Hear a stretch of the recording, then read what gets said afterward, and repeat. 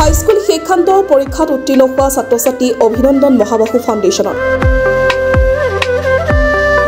মহাবাহু ফাউণ্ডেশ্যনো এমকে নিউজৰ মহানুভৱতাৰ প্ৰশংসনীয় পদক্ষেপ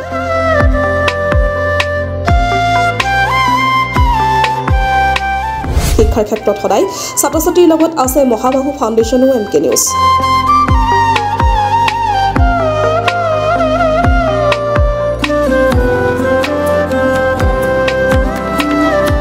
মহাবাহু ফাউণ্ডেশ্যন ও এমকে নিউজে সদায় ছাত্ৰ-ছাত্ৰীৰ সমস্যাৰ সমাধানৰ ক্ষেত্ৰত থাকিব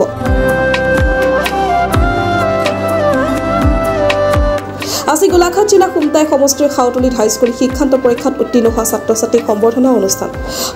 অনুষ্ঠানত উপস্থিত থাকি বাদুলিপাৰ লেবলেপি সিঙাবিল গাঁও ৰঙামাটি কৈবৰ্ত বনগাঁও বানুৱাবাৰীপুৰ খুমটাই বুদলিখোৱাকে ধৰি বহু অঞ্চলৰ শতাধিক ছাত্ৰ-ছাত্ৰীৰ লগতে অভিভাৱকসকল উপস্থিত থাকে উক্ত অনুষ্ঠানত ছাত্ৰ-ছাত্ৰী ভৱিষ্যতক লৈ বক্তব্য প্ৰদান কৰে অমৃত নাগ অনন্ত কুমাৰ দীপ প্ৰাক্তন শিক্ষক পুনাকৰ্মী চাৰকে ধৰি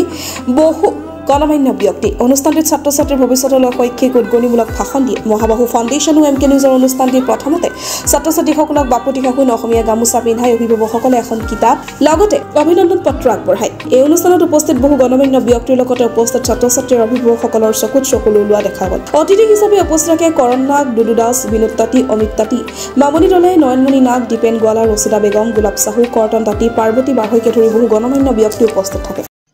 আজি মোক ইয়াত মাতি অনাৰ কাৰণে মই সকলোকে মোৰ তৰফৰ পৰা নমস্কাৰ জনাইছোঁ আৰু ইয়াত মাতি অনাৰ কাৰণে মই বহুত মানে সুখী হৈছোঁ এতিয়ালৈকেতো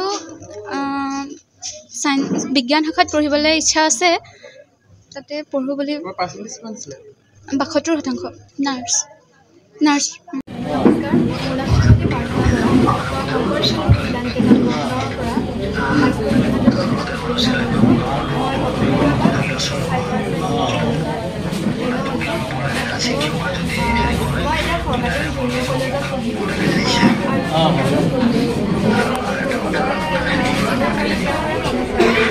মোৰ নাম সামান্না বেগম মই ভোলাগুৰি কমলা